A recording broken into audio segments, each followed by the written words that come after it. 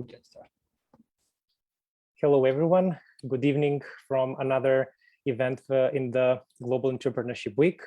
We are very happy to kick it off with another interesting topic. Right now, it's all about financial literacy and how it relates to entrepreneurs and entrepreneurship. But before we start, I would like to leave the floor to Simona Chaminska, the National Coordinator of the Global Entrepreneurship Week North Macedonia. Thank you, Bojan. I'm very happy to be with you here tonight, especially because this is an event hosted by the Global Shapers Skopje Hub, where I myself also am a shaper. So I'm very proud to be a part of this event. And on my behalf, I would like to thank you for participating in this global initiative. It is an initiative that is happening in parallel in 180 countries worldwide. Where 20,000 partners organize more than 40,000 activities, uniting about 10 million people. So we are kind of our own ecosystem on topics related to entrepreneurship.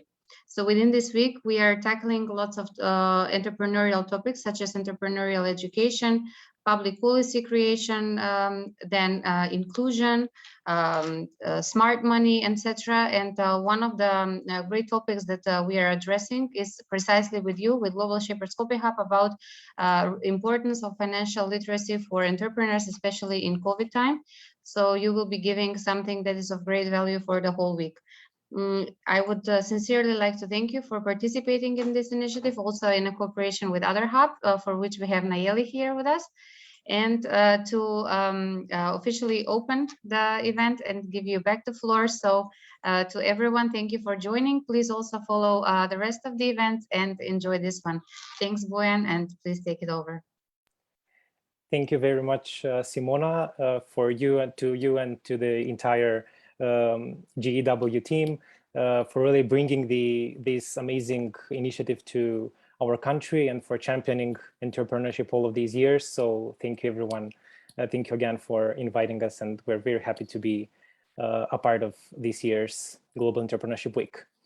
So as Simona mentioned, we are definitely living in challenging times, definitely unprecedented, something that our generation hasn't dealt with before. And it's interesting that during these times, like the COVID-19 global pandemic, people, besides the health risks and the mask mandates and the lockdowns, another burning topic was finance, financial literacy, the economy, and similar.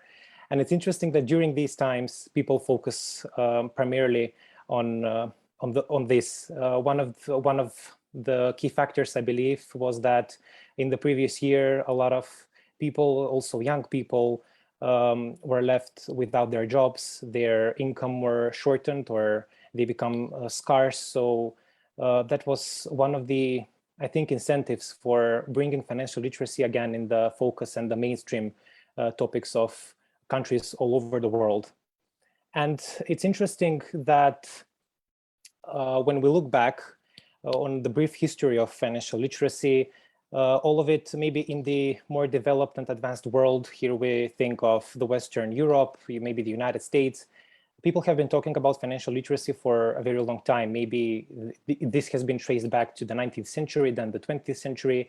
And right now in the 21st century, we see that a lot of the American states have these these classes for financial literacy, whether it's in high school or college, which is still something, even though there is place for development and for including financial literacy more in these topics. We also hear in the news and read about all of the positive examples in the Swedish and the Scandinavian educational systems, also in the UK, where kids from even the smallest ages know about financial literacy, and they try to understand personal finances more. When we think about the Macedonian society, I would have to say that financial literacy has been one of the biggest topics after 2008. And again, as I mentioned in the start, this was also a turbulent period, another crisis, this time the economic crisis that faced the entire world. So during 2007 and 2008, financial literacy has penetrated the mainstream, and it was carried by these trainings and talking about it. The conversation was carried out by non-governmental organizations and civil society organizations.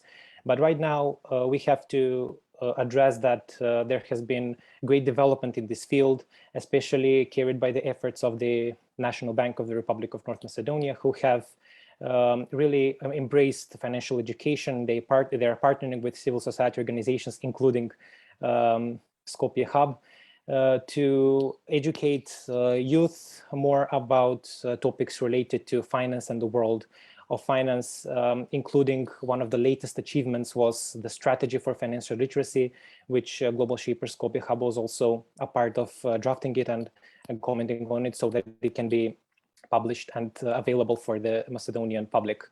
What was interesting to me when I also talked about, when I researched about this, was this interesting image I saw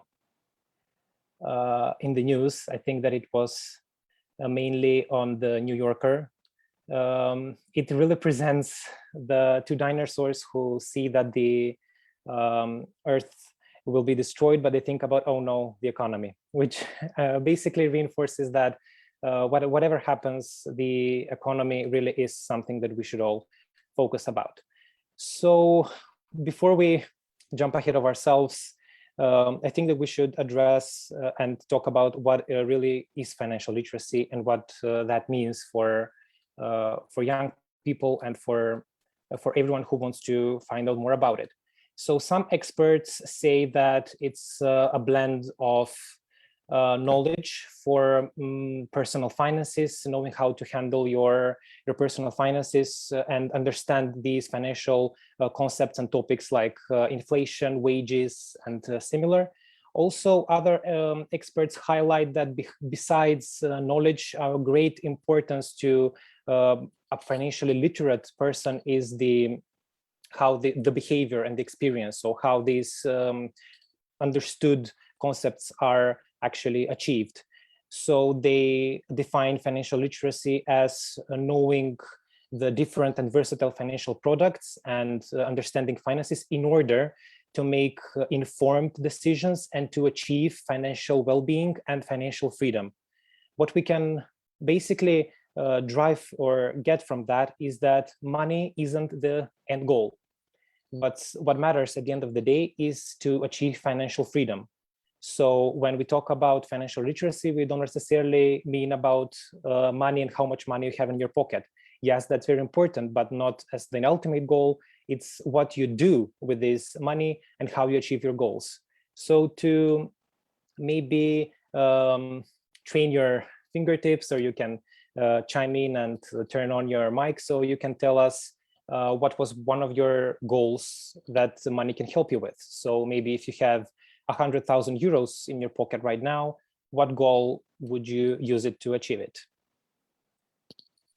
So if you have a plentiful sum of money, what are you going to do with it? And what was one of the maybe immediate goals that you'll work on? While we wait for people in the chat, maybe Nayeli can share it with us. What do you think, Nayeli? I would love to hear what other people think. I think my initial idea would be to travel as well, to help out my family, to buy a house and rent the house, probably. That's smart. It's not very adventurous, I know. That's great. Also, we see in the chat PhD studies, nice, traveling, saving money. That's great. These are all very cool financial goals. Once we actually know what we're going to do with the money that are at our disposal, financial literacy helps us understand the different and versatile financial products that we have at our disposal. So that means that when you're faced with even good or bad situations, you know which type of financial product you're going to use. That means that you know when to use your loan, or when to ask your friends for money, or when to save, or where to invest. That being said, financial literacy rests on what many people say, or personal finance rests on 6 pillars. One of them is budgeting or personal finance. Then we have savings, loans, investing, insurance, and retirement. These are 6 of the biggest topics that are covered in financial literacy and that young people should be more aware of. Also, while speaking of financial products, many people from the workshops we're doing with the Global Shapers Hub will recognize this slide. We often ask them what this represents. What we also include, why we include this in our workshops is that this bench represents the etymology of the word bank. So bank goes back to the original word, goes from Old High German, I believe, also bank, which translates to a table or where the exchanging was made, or also a bench. So from these benches, from way back, we have now these advanced banking institutions and financial institutions, even fintech now, and not to mention cryptocurrencies and whatnot. So we see how all of the ecosystem actually has evolved to offer us a plethora of financial products. And in order to do so, to actually, before we try to work on increasing the level of financial literacy, we have to first assess the level of financial literacy.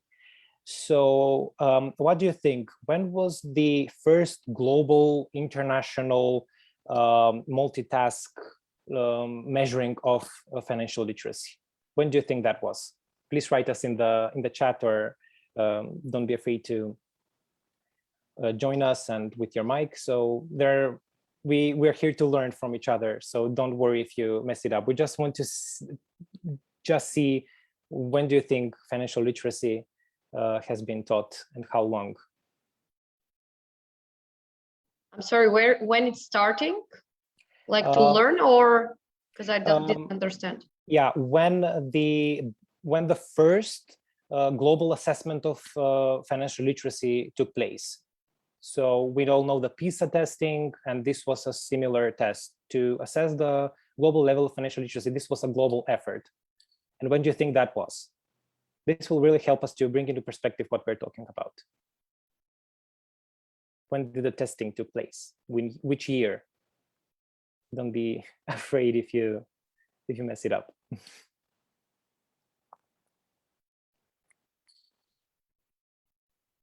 Actually, it was much sooner than we think it actually would be. So the first global testing for assessing the level of financial literacy in adults and kids, the biggest one, was for the first time carried out in 2012.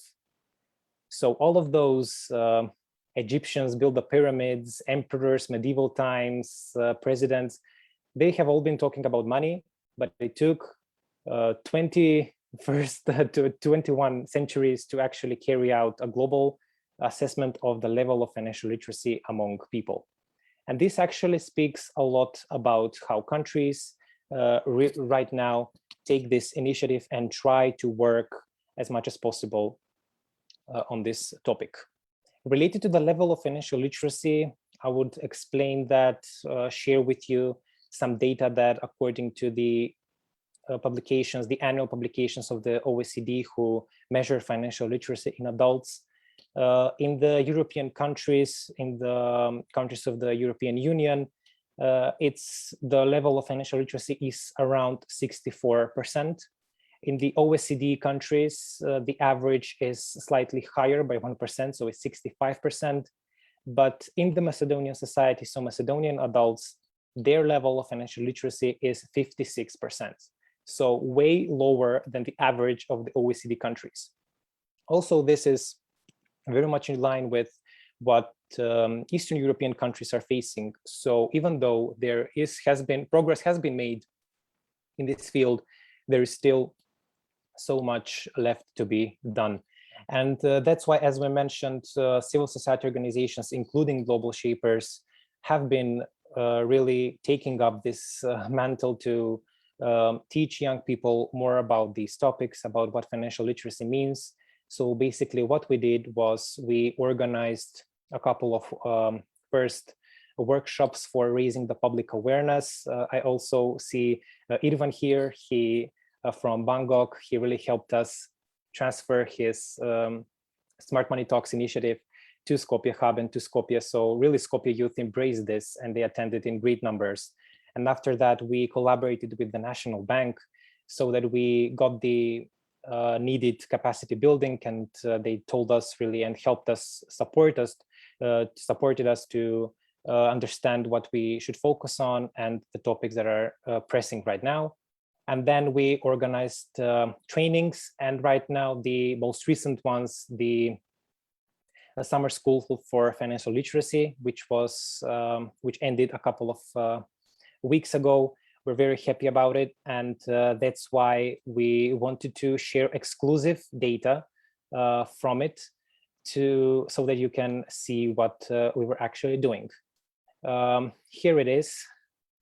What is known. This is first some data from the National Bank, which really says a lot about the experience and the behavior versus the knowledge. So as we can see, most adults, 79%, understand the concept of interest, but only 33% could successfully calculate compound interest, which is essential for determining your loans or for determining your savings. The same is for inflation. Inflation is another very burning topic right now. And we see that 76%, almost close to 80% of adults know about inflation. They can define it, but only a half of them do understand the possible effects of this phenomenon. This is the data from the summer school that I was talking about. So according to the evaluation done, 100% of them would recommend it to people they know. So we're very happy that they were satisfied with what we did. 71% haven't encountered a similar type of workshop or training. So this speaks also a lot about what should be done in our society to improve the level of financial literacy, both among young adults as well as adults. 32% have a household income of less than 500 euros. This may seem very strange to Nayeli, who is currently living in Switzerland. But as we can see, this summer school was essential for the diversity and for the inclusion of people, of marginalized people, as well as people with who are living with not very higher income. We're talking about income of the entire household, not personal income. So this really speaks volumes. Then we have almost 40% of participants who have household income of between 500 and 900 euros. And then we have that the biggest interest were the topics of investment, financial markets, fintech, which is basically to be expected as young people are learning more about investing. Usually during the COVID times, there were a lot of news about that, including Elon Musk, Tesla, what was going on with the stocks and Reddit and everything. So I think that this was a factor for the high interest in topics like these. Also, another data, this is from the United States, which really opened it up for us, the most challenging topics to discuss. This was a nationwide survey where people said or told the interviewers what they didn't want to speak about. As we can see, the first place is all about financial literacy, and after that, it's death, politics, religion, and taxes. And we all know that all of these are very controversial topics and are even present on social media. So we can imagine what it means to speak about financial literacy for the people, or especially young people. What I would really like to wrap my statement here is with a couple of things that we can all do. So first of all, I think that the basic education and efforts for increasing financial literacy starts at home. families are usually quite shy when they talk about money. So I would really, from personal experience and from the experience of talking with young people, it's really crucial for families to speak openly about what they're doing in terms of personal finance with their children. I am lucky enough to be in a family where my sister, my mother and my father are all economists. So even from my early years, we openly talked about loans, about savings, about what is right. And it's really essential for this to happen in all families, as many families as possible. Another thing is to talk with your friends. So I know that talking about money is very controversial and not really friendly when you do it with people you know, but instead of focusing directly on the sum of money or precisely on the money and the numbers, you can talk about the decision and the decision-making processes. So if some of your friends they say that they bought a new house or they are living in a new place, instead of asking them what is your mortgage or how much do you pay or stuff like that, you can just ask them why did you decide, or which type of financial products are you using, why did you pick a loan from this bank. So it's important to start the conversation and to learn from each other. Most of that, I think, that happens in the Macedonian society. A lot of the financial education still starts from home, but it's not really formalized. But we think that this starts to change slowly but surely. We see that there have been efforts at learning at school, and really this is huge and very important to learn as much as possible at school about financial literacy and topics like this, because besides knowing about and learning about finance, you learn about entrepreneurship, and you nurture the entrepreneurial mindset, and you know what you should do with the money you have. Because we also, maybe this may sound weird to some, but we were found in a situation where a young person came to us and he said, I don't really want to learn about money because I don't want to be an economist, or I don't want to work in finance. But financial literacy really is a theme that is relevant to everyone. That means that everyone is paid for their work. They will work sometime in their future. They will retire, and all of that is connected to how we perceive our money and what we are doing with it. And lastly, don't be afraid to speak up, talk, ask questions, ask your friends, your family, your professors, join financial organizations that work with financial literacy. And I believe I'm speaking in our mutual name with Nayeli, that we are gladly here to continue the discussion forward for financial literacy. And I really think that you will enjoy what Nayeli has to say. So I leave the Zoom floor to Nayeli, where she will talk about her initiative Finland and also share very interesting tips for entrepreneurs and for everyone who want to know about this. Thank you so much for having me. I'm very excited about this. So I was invited to talk about what everybody doesn't want to talk about. So feel free to shoot questions in the camera, or whatever personal experience you want to share. I would love to read about it and understand it a little bit better as well.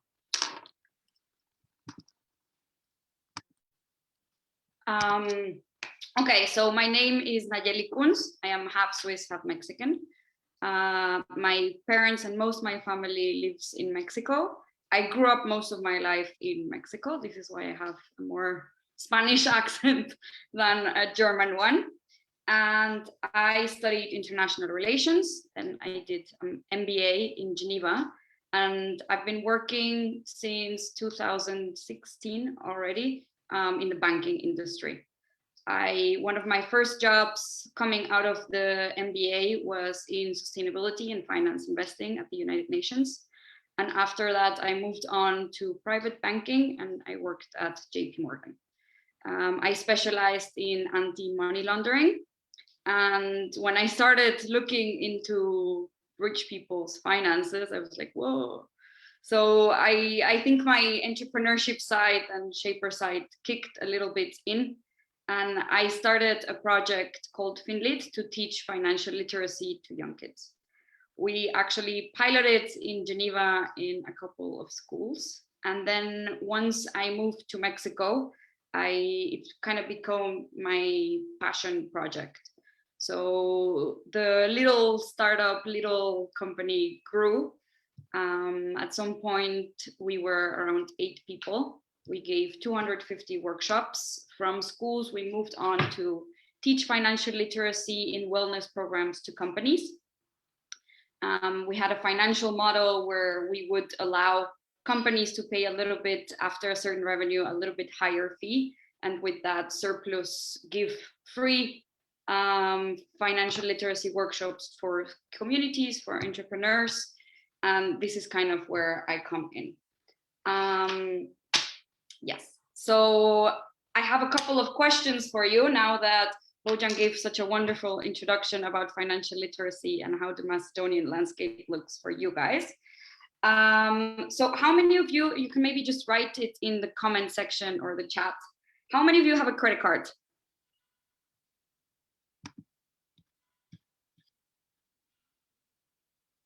Okay, not a lot of movement in the chat group, but I'm assuming most of people have a credit card.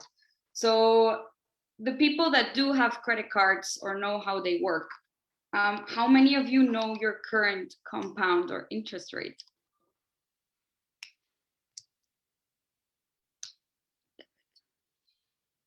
Okay, it's very interesting that people don't have one.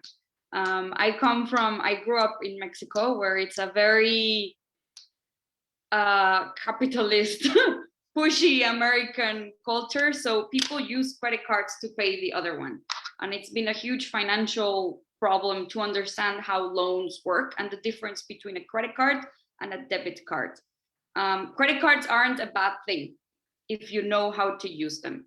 Credit cards are actually great. So if you get a mortgage or a car or a loan, you will need a credit card to explain how good and how diligent you have been repaying, for example, little things like that. So my next question is, what is, for example, a more risky investment? To invest in equity, in fixed income, or in a startup? So considering most of you are entrepreneurs, your own startup is an investment of your time and money. So depending on what the startup is in, it could be either more risky or less. So most startups that work, for example, in the service industry and don't have a specific product have a very little big investment. Mostly it's just time, organizational structure, etc. So we're going to start around there. Considering how you should organize the money is always one of the, I think, as Bojan explained, money, assets, saving are a subject that we've learned from our parents. A lot of us is just a subject you should not talk about. You should not talk about how much you're earning. You should not ask for a higher salary, and you should definitely never talk about how much is in your bank account or where your money is. However, it's very important to understand how much you have and where it is and where it's going, most importantly. So I'm gonna run through a couple of recommendations for entrepreneurs on how to separate your money from your personal expenses and where to start when you're buying and starting a startup. So before I do this, do you guys have any questions or anything specific I should touch upon?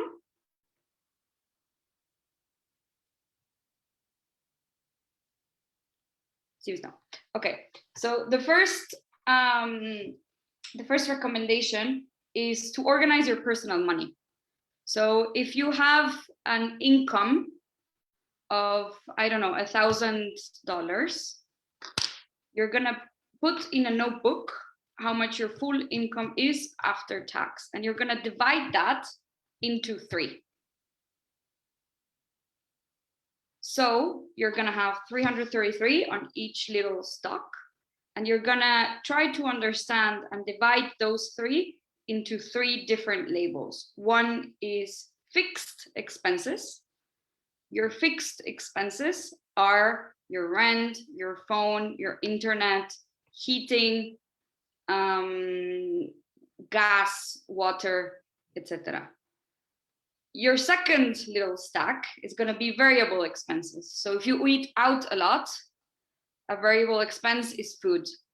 And this is very, very important to understand, that we spend a lot of money on food. We spend a lot of money on transportation. We spend a lot of money on little expenses that we forget about we have. This newspaper subscription, Netflix, Hulu, Spotify. As soon as we get more digital, all these little expenses, sometimes we forget it. So I'm going to explain how the credit cards work with an example towards the end. So the third stack is going to be savings. You should save always, if possible, at least 30% of your income. Why? Because 82% of the world blames their financial situation for not following their dreams. So imagine if you have money saved, you could quit tomorrow. You could start your new business tomorrow. You could go travel. You could break up. You could get divorced. You can move. You can get a new apartment. You can buy furniture. You can do so many things. And as my dad would say, it's always, we should live in a way that money isn't a problem. So it's really important to understand how to use it and how we can use it to our own advantage. So organize your money, understand how much you have and where it's going. And then once you have a list of where everything is going and where you're spending it, put little notes on where you can save. Oh, maybe I shouldn't get a Starbucks every morning. Or maybe I should eat every Tuesday in my house. Or maybe I should stop going to this bar because the next one is a little bit cheaper and serves more. Little things like that could change your overall budget towards the end of the year. And then in the end, you can buy yourself something, because money and learning the discipline on how to budget and save shouldn't be a punishment. It's something that should give you freedom. And you should look at it without shame and without prejudice, because you can, and it's completely in your control. It's something that we can learn to develop. What I also recommend is to make an emergency fund. Your emergency fund should ideally be 5 complete incomes in your country. So if your current income is $1,000 a month, you should have at least $5,000 in your bank account for emergency. And that emergency can be whatever morbid or not so bad situation you can think of. It can be a death in the family. It can be an earthquake. It can be the pandemic. It can be a health situation. And that money, as soon as you have it, you can rest. You no longer need to save the same 30%, because you have that comfort that you'll be fine. And it's a great, great freedom and release, because you feel a little bit more in power, a little bit more in control of your situation. And I promise you, it feels so good, because you feel like you have a little shelter. And unfortunately, I wish I could say it's cake, but it's money. And money is not always a bad thing. So this is something we should learn. The second recommendation is that when you're already starting to think about your startup, your own project, your own idea, is understand the background and understand the relationship to money it has, and set a budget. And it's very, very important to set a time limit. If the budget doesn't have a time limit, it's not a budget. So I'm gonna spend $500 in 3 months. If it's not in 3 months, just $500, when are you gonna stop? When are you gonna decide you have to get a normal job? Or when are you gonna decide this project idea is not working? Maybe we should look at it from this perspective. Maybe I should look at an expert. So within your savings, or your partner's savings, or whoever you're building this idea with, try to set a time limit and try to cage it. Try to wrap it a little bit on how much money you want to invest and how much time.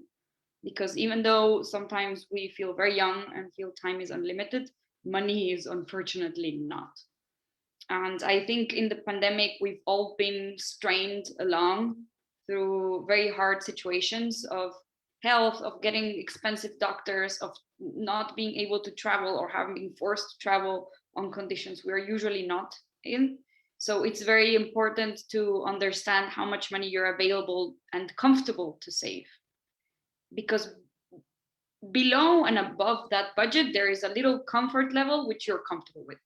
So it's very important that you communicate and understand yourself with how much money and time you're comfortable with spending.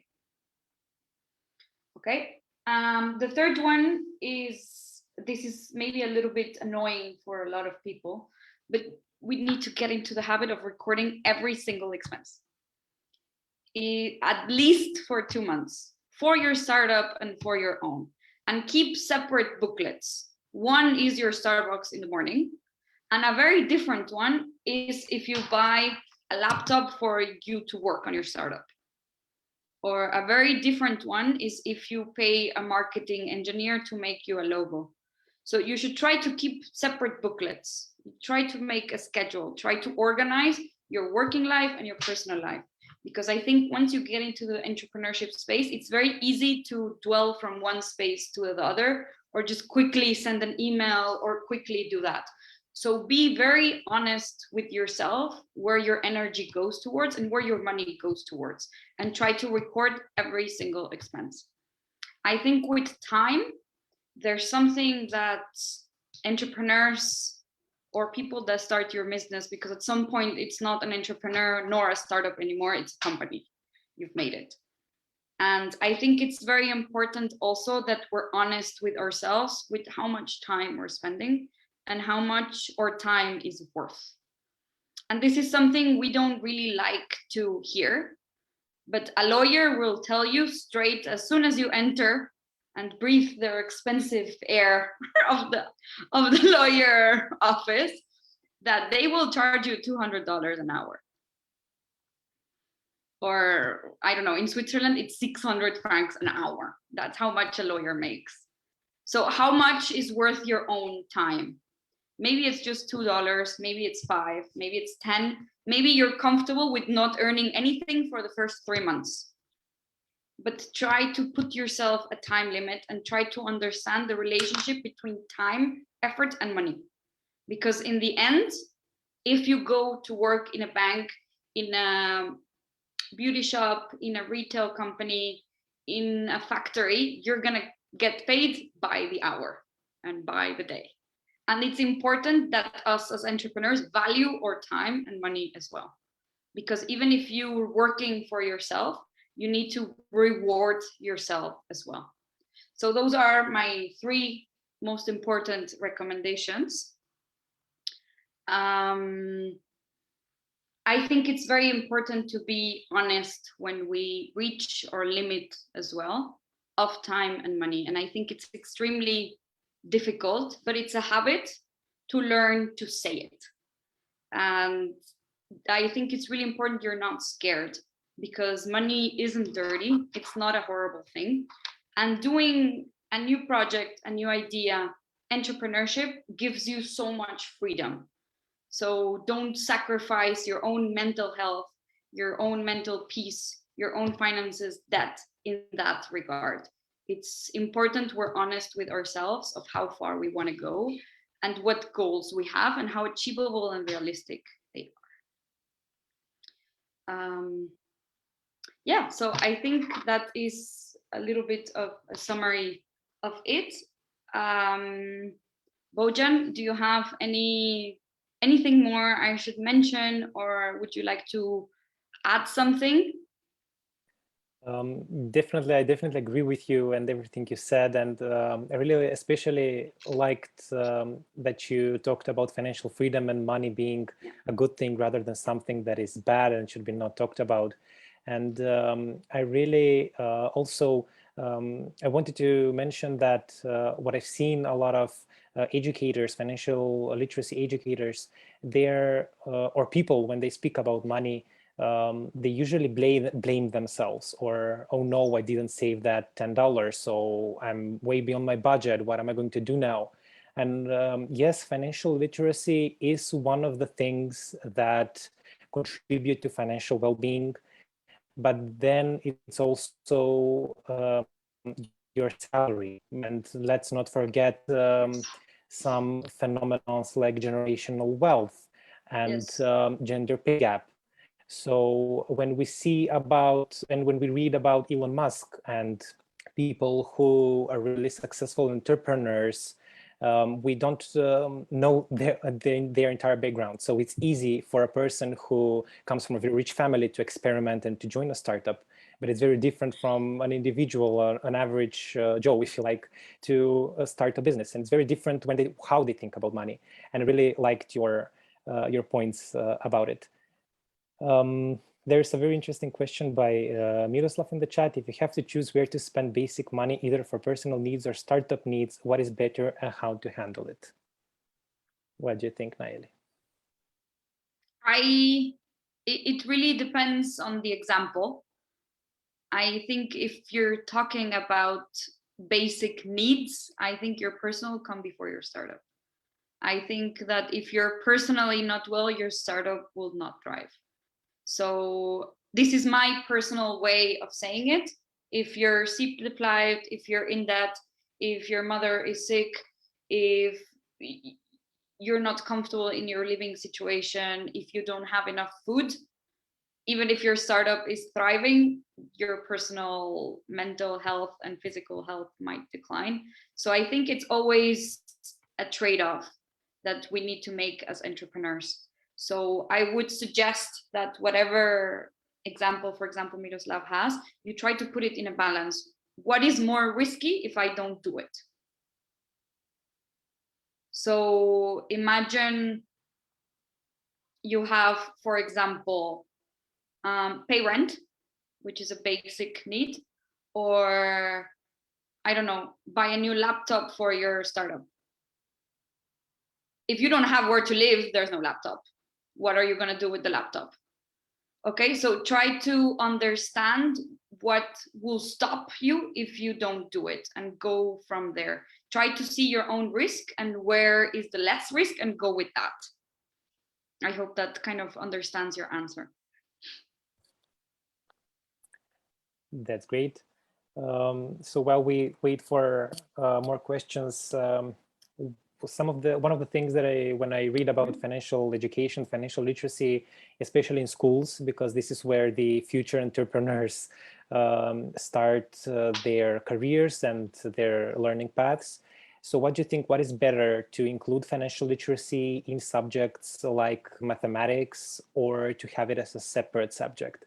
I really have been reading about the debate what's going on, and some experts say that it's better to have it as a separate one, whereas some prefer to have it as an integral part of mathematics and algebra and numbers related subjects in school. What's your take on it? So what I teach in financial literacy is I always get clients that tell me, where should I invest? What should I do with my money? How do I buy Bitcoin? And I go, okay, how much are you saving? And they go like, huh? Or what is your total net worth? Okay, how much is your credit card debt? You know, little things like that. So what I teach is very basic and has a lot of levels. And I've seen it be embedded within mathematics or within algebra, statistics, etc. And for me personally, to put it in the math basket is a big mistake, because I think money has to do a little bit with math, because you're adding and resting and there's some calculation in it. But I think money has a lot of emotional and ethical load to it. It has a lot of history. It has, there was once a study that it's 60% more likely you have debt if your dad has debt than if they don't. So we suck a lot of the information and behaviors we have from our parents. So I think it should be a subject separate, and I think it should be a couple of hours every semester as soon as you get on. I think strongly that it should be before you're able to be financially independent. In Switzerland and in Mexico, in my experience, it's usually right before 18, sometimes depending into what social class, maybe university. But as soon as you hit university, you're gonna have to negotiate a salary. You're gonna have to get an apartment. You're gonna have to budget how much furniture you can get. So I think every age has a different financial need, and it's not only the government and educators' responsibility to carry that through each stage, but I think, as you say, it's also very important for us to talk about it at home, to talk about it maybe in a percentage way among friends, because I think that is still very taboo, but at the same time, to just learn it ourselves, to get in, to enroll into a course, to enroll into a Coursera thing, to understand how Excel works, to understand how our mind works, depending on money. For example, I'm going to try to tie it into this question about the credit cards. I usually say in the end of my workshops that you should use cash. Don't use your credit card. Don't use your debit card, because if you give out a bill, it's a lot more emotional than swiping a card. And we now live in a very modern, technology forward world where even with our phones we can pay. But the emotional burden of paying 100 francs with the phone is not the same as giving a bill. So we need to understand what tools we have and how to use them.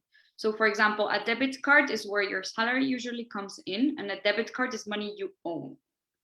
If I get paid 5,000 francs, those 5,000 francs are going to be in my debit card.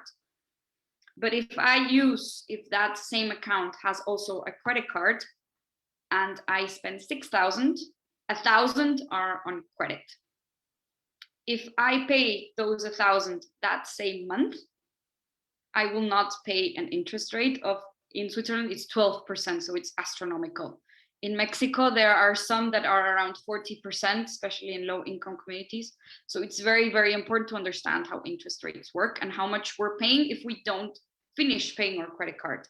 So how can you use your credit card for your own benefit? Understand how it works, understand the limit, which is time burden. It's usually around the end of the month where you need to pay it. Don't make it automatic. Make yourself a calendar invite and make it a habit to check where you spend the money. Where did it go? Understand how royalty programs work. 2 years ago, I traveled with my MasterCard royalty points for free once to London, for example. So you can understand how to use a credit card to your benefit, and understand that if you have a credit card, the bank knows that you're a loyal or not loyal customer. Banks have a tremendous amount of information from us. So the more you swipe the card, the more the bank will know which supermarket you use, where do you buy Christmas presents, where do you travel, how much are you spending, did you buy the car, did you not, do you have a mortgage, where is the mortgage, which address, how much did you pay. All this information is with the credit card holders, and all this information is with the bank. So it's important to understand it, but also to learn how to use it so you can be free of that stress. Thank you for that, and we are glad that Sanya is satisfied with the answer. Also, what I really wanted to add to that is that usually when banks advertise their financial products, the best thing about it in quotation mark is usually the biggest letters. It's flashy. It's all over town on billboards, but there are usually these tiny little letters and numbers beneath that. And I really think that we should all pay attention more to those, and not be afraid to ask the bank clerks who work there, because after all, we are clients, and we ourselves, as Nayeli mentioned, we should be put ourselves first, and be happy with the product or service that we're buying from the bank. So I think that it's crucial to ask the right questions even to the bank, and not take everything for granted. Thank you. Sanya, Yes, it means but a lot. also understand that banks want to sell. Precisely. Banks sell money. So it's important to understand how it works and how they make money as well. Absolutely. Does anyone have any questions or want to say something to us, comment on financial literacy or what they're doing? It would really mean a lot to us.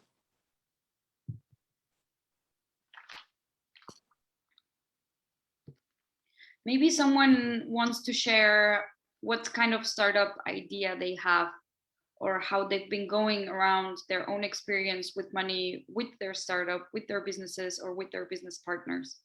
Because with tangible aspects, it's easier to explain topics as well.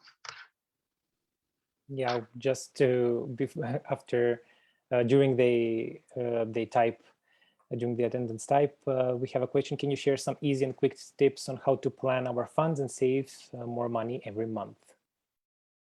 Because we have a couple of minutes left, so they should be very, very quick, I have to say. Hi, Ivana. What I usually suggest is that you make, if you have e-banking, make an automatic payment into a savings account. Usually savings accounts are right below the main account. They're free most of the time. And you can make automatic payments every month. So as soon as you get salary, you can be discounted whatever amount. You can start with, I don't know, 50 and then increase it as soon as you see it getting a little bit chunkier. And in the end of 6 months, you can go buy yourself something because you can do it. And it's a little habit and a very quick trick to understand how much you're spending and to make it automatic to save. Another one is to assign a day where you don't go out or don't spend money. If you usually take the public transport, walk that day. If you usually eat out, bring food. If you usually go have a drink or get a muffin or a coffee on the coffee cart, bring your own mug. And I think this helps you a lot to understand where you're spending money and where it's going.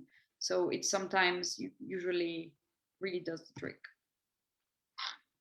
Thanks for that. Also, we have a comment on the international transaction obstacles. And Nayeli, you should maybe, it would sound weird to you, but in our country, PayPal still isn't integrated fully. So really, there are people who face obstacles when they do international transactions. And I truly believe that this is something that should be worked on.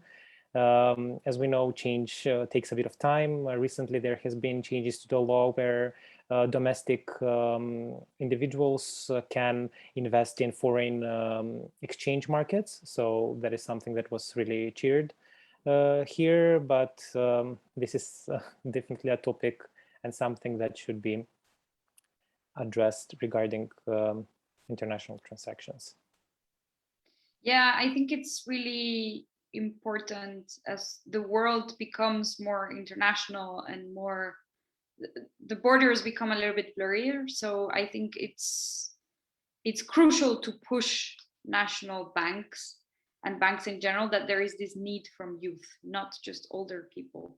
But we don't live in just countries anymore. We live in cities, we live in blurry borders and travel a lot. So it's important to be able to transact different currencies, especially when it means being able to invest.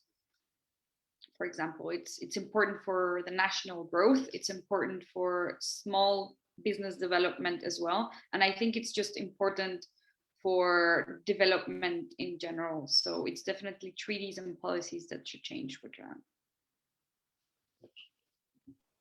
Absolutely, and I think that with that we can slowly bring the event to a close.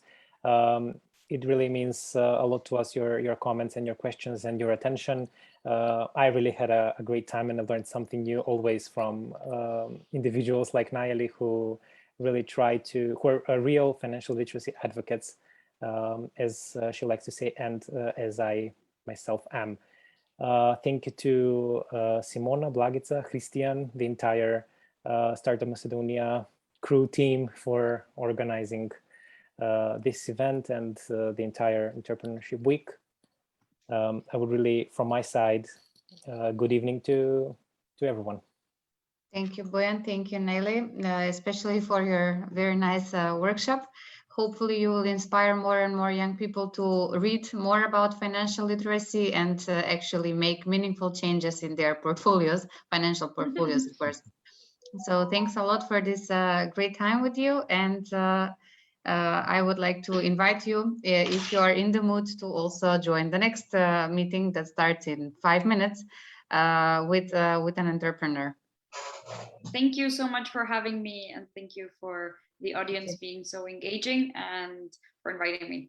Have a good day. Bye. Bye-bye. Bye. Goodbye.